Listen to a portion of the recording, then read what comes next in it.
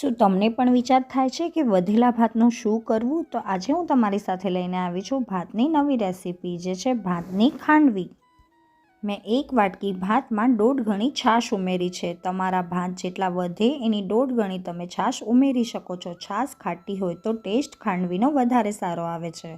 હવે હું એક પેનમાં તેલ ગરમ કરીશ, તેમાં રાઈ, જીરું અને લીમડાનો વઘાર એડ કરીશ. મેં ભાતને બપોરે જ છાશમાં પલાળી દીધા હતા, એટલે ભાત એકદમ સોફ્ટ થઈ જાય.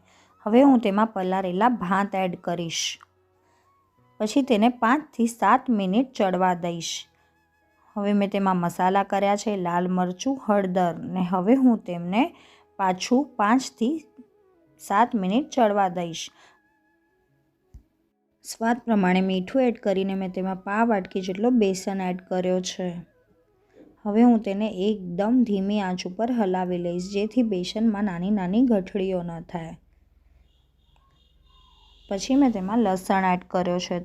લસણ ઓપ્શનલ છે, તમે ધારો તો એડ કરી શકો છો, પણ શિયાળામાં લસણવાળી વસ્તુ ખાવાની મજા આવે છે. લસણથી ખાંડવીનો ટેસ્ટ એકદમ બદલાઈ જાય છે અને ખાવાની બહુ જ મજા આવે છે.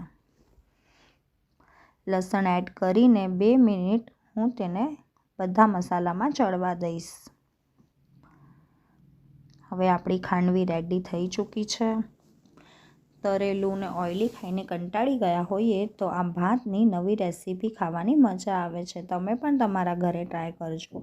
લીલો લસણ, કોથમરી સ્પ્રિંકલ કરીને ઉપર તેલ નાખજો. ખાવાની બહુ જ મજા આવશે ભાતની આ નવી રેસીપી.